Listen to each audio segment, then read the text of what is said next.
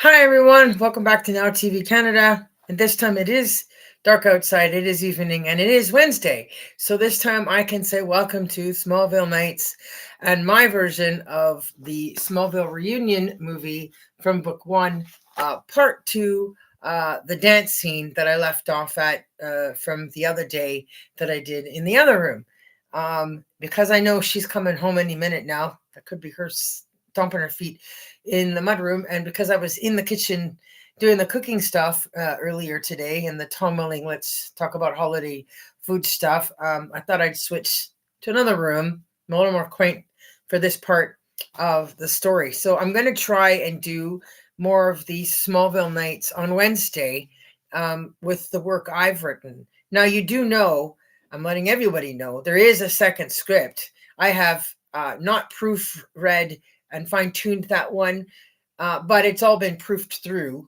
at least once. It's just that I'm trying to make a point here about the first one. Like, there's a lot of material in here. I've written a whole book or a whole manuscript of lots of words. But Tom and other people from the show, the writers table, had learned how to make more out of nothing. So they can take my material and literally stretch out some of that work into longer segments of Smallville comeback special episodes or 2-hour presentations. Make me think of $6 Million Man, how when the TV series ended, this show didn't end. The character stories didn't end. They kept doing stuff and they would come back with 2-hour movie reunions. And I just loved catching up on all of that. And anybody that watched the whole show and were still living off the reruns, and that whole TJ Hooker era would just eat up all of those new movies that were released for TV only from that TV show. So this has the same potential because it's been over a decade, because they went so long without going back and doing any of the special episodes that I had started many years ago, where I was searching for new sets where we could continue doing episodes to try and do something similar. So there's lots here for him to sink his teeth into. And so I will do these segments here, hopefully, as I move forward to home, joining in on the panels and the touring ahead in 2026 with my work. Because I got the good news. I did email the Expo Vancouver people. I emailed somebody else as well about how do I get involved? How do I join in? Because it's do or die time, right? It's either Tom reads this movie now, Michael and everybody on the show reads this movie now, in order to give the fans what they are so hungry for because they've been strung along for so long. It's like, if you don't do it now, then like that's it. It's either you come back to Canada and we go to work again in character for the animation version or some other real person version at new sites, new locations, or you just don't come back at all for any more of the Comic Cons, any more of the touring events, because it's just not right to leave this work on the shelf or in the background in the dust and not give the fans and the Canadians what they deserve and take money that is made from characters we created and go to another country and enjoy it over there in their money. So it's that time. And they gave me the information, the Expo Vancouver people, on what to do. And they said it takes about 2 months, the process to get approved to join the panel, to just have my own table or have my own panel on stage and do my own thing. And I have a lot of work. It's just not this. So it would be a very good show. And I know enough people now where I'd probably get enough willing contributors to help support and make it successful. And I could honor Val Kilmer with the book I wrote for him, and honor my friend and her celebration of life story, the book that I wrote, and my 8 Mile 2 book, and my other 3 poetry books. So it's good. It's a good time for it all. And I also wanted to point out something about this. I had mentioned that this is a first draft copy with my signature on it. And I just wanted to say that this first draft copy doesn't have the chapter headings with numbers on it and stuff. I went to go and open it and read to you guys, and I realized that the finished copy has proper chapter headings and pictures, and the index is in place to tell you what chapter and what page number it's on. So I'm not able to tell you guys exactly what chapter this is, but I think the whole thing has about 13 chapters in the first book. So this is probably around chapter 9 or 10. So without further ado, I'm going to get right into the second part of where we left off from. They broke apart on the dance floor or the gym room when they heard people coming at the door to come into the gym, and then go on with why they were there. And before Janet left the gym and they shared their final goodbye, Clark asked Janet the one important plaguing question and curiosity to know what she meant by what she said. He wanted confirmation of what he'd been told by those he'd spoken with since meeting her, and of course when speaking with his mother at the fair. Out came the words. Clark says, Janet, before you go, I'm just curious. I'd like to know, what is your last name and who is it you say you're related to, so as to unconfuse me by what you just said moments ago?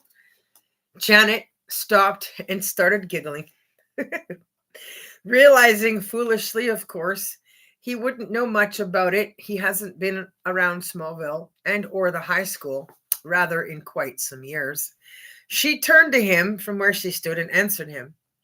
My last name is Donahue, Clark, as I'm certain you've probably heard from others. Maybe even your mother herself. But I'm related to the once well-known famous daytime talk show host, Mac Donahue. Clark's eyes widened, and with gesture and excitement, he said back to her, You mean you're related to the famous, well-known, greatest daytime talk show host to ever live? My parents loved his show, most especially my father. He would oftentimes fall behind in his chores and taking care of the farm to watch the show when they were live. He learned to use VCRs and all those sorts of modern recording means and amenities because of that talk show, for never wanting to miss an episode. I heard him on many a time trying to figure out how to set up the time and schedule for the VCR to record the episodes, and he certainly ran into his fair share of frustrated lost moments, over learning to change with the times of TV and technology. Could you imagine what his dad might have been muttering trying to work this out? I had to rescue him a time or two through it all. Well, now that is a neat and cool little fact about you, I'm glad to come to know. Who is he exactly to you, if you don't mind me asking this one last question before we part? Janet says, No, of course I don't mind you asking. You just finished dancing with me and asking me to go with you to your high school prom reunion. So I think it would only be fair and reasonable that this little bit of information is something you'd have the right to know, as I bear the duty of being your guest and the one you have on your arm at this event. Mac Donahue is my grandfather. In my life growing up with a family that was less than splendor and perfect, the one person that was like a rock, my best friend out of the whole messy bunch of them, it was him, my grandfather. And maybe, just maybe, you'll get to meet him one day. I could probably even get an autograph if you ask your mother if there is something special, a keepsake from the days of when the show aired, she can think of that she'd like to see signed. Then tell her that I said that I'd be happy to do so for her. As I've been around a few years now, and your parents have been both nothing but gracious to me in that time. Clark's curious. Eyebrows rise. Parents? You mean parent? As my father has passed away, as you would know now for the time you've lived here. Janet's like, Well, Clark, that all depends on what you call passed away. Because I can tell you, no, I can promise you, I've met your father's spirit. His soul has come to me and introduced himself to me and shared some of his good, precious time with me since I moved here in visions and dreams. I don't know why, not sure I'll ever know, but his life and memory are no stranger to me these days, now, Clark. So it was and is nice to finally meet the child and son between both your parents and put a whole family package picture together in my mind for who all of you are. Maybe together in our time of growing friendship, we will both discover why he felt the urge to befriend me, even without you around. But if I had to guess, I bet your not being around much for some years is probably part of the reason why, for needing someone to talk to. Maybe there's some issues of closure that's made it impossible for him to lay at rest. And through working with another on the mystery, maybe together, we will find out. Clark was left speechless and dumbfounded, in shock and curious, all at the same time. How exciting to know this woman met he's met is far less of a stranger to him than just moments ago before they spoke. Now that he's been able to speak with her and learn the details he now knows, he becomes instantly convinced with determination to do what she just said, get to know her even better, and together find out why Jonathan's spirit carries itself around Smallville so strongly still after all these years. How exciting, he thought.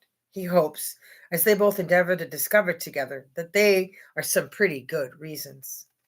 Clark goes on to say, well, now that bit of extra information is a game changer. This changes everything, brings a new light and a new path and avenue of adventure and discovery in our newfound friendship and where we go together with it. I'm definitely curious and interested to know what it is you want to know also. Why has my father stuck around all these years? And why has he chosen you to be friend? You would not think spirits after their mortal lives would know such details as to who you are and who your grandfather is, with my father being such a huge fan and all. Or is that just coincidence? He can't make sense of it, right? Like, how would he know that she's related to the greatest daytime talk show host that he loved watching from whatever his spirit's gone? So now Clark's like, wow, that's like super spiritual, right? Gotta be coincidence. Janet's like, I think we can safely chalk it up to coincidence, Clark. And all we can do is discover the deeper reasons for it. Behind it all, working together, unraveling your father's story. Seems he was more of a mystery and had a bigger, deeper life than any of us may have ever known. That would be the connecting part of her grandfather in the TV show industry and his solving mysteries with all of his guests, right? That would be the coinciding information in my world of creation in real life, right? Clark thought, oh my, considering what he's learned at home and not shared with anyone other than his mother, and ends with these final words. Yes, Janet, you've really hit the nail on the head with those words. More than you'll ever know. Or maybe you will someday get to know. I'll be in touch with you soon and have a safe drive home. When he was referring to unraveling the mystery of his father and the stuff he doesn't know that's bigger than he had been told when his father was alive. So she just really put the words right on the money there, right? Um, Janet nodded her head that she would indeed do so. Be in touch with him soon. Have a safe drive home. And then she turned and walked those final steps out of the gym and once again gone from Clark's view until next they see each other again. Then he turned back to the gym and the group of people there to help set things up and chimed in, asking them what it is he could do to do his part in helping with setting things up. And being that he was so tall, he did, after all, looking around at everyone in the gym with him and their heights, recognized the greater advantage he had over them all in having the gift of height at being 6'4". We have to account for the shoes, right? So on with the reason they went for their purpose in being there together, for most of whom it has been a great many years in which they've stepped inside that gym together, which he was most definitely also a part of.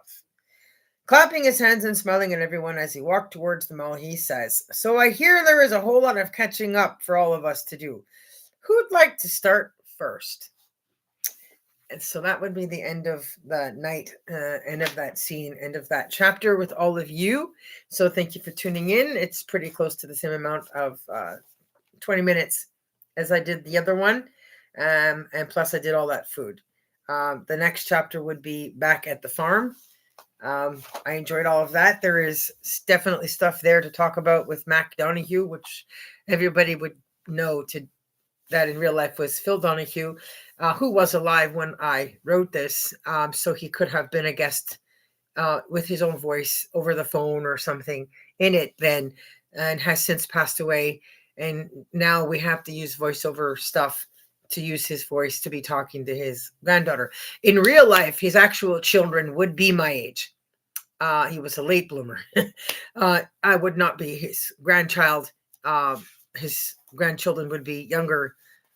So in the story, it's changed up a little bit, and she has a little bit of a different background story than his real life Phil Donahue family, where they all pretty much had a picture perfect life. So I'll leave that there because there's more to talk about there in the other half. But I first have to get paid for this one. So if everybody wants to order a copy of the first book, get in touch with me. You can donate and tip and help keep these going, and help make sure that this year on the touring events ahead, that Tom will get to read it, Michael will get to read it, the guests will get to enjoy it and go home with stuff. So if you want first draft copies, signature copies, if you want special items made, t-shirts, cups, pens, whatever, also send me an email about that, and I will see what I can do to help all of you as we move forward with the future of the Smallville reunion movie. So peace out, everyone. Thanks for watching. I have to get back to holiday cooking. I have to make chocolate macaroons next. Thankfully, that's just a stovetop recipe. I don't have to use the oven, and they just need to get cold and chill. And we'll see how many I get out of the bowl of shredded coconut I have. It is what it is. So we'll see you on the other side of finished macaroons. And I'll show you guys the videos of that too. Bye for now. Superwoman signing out from Gatineau, Quebec, enjoying the lovely snowfall, winter snow. I can't wait to get out and play in it, and can't wait to get others to come join me in it and do the same.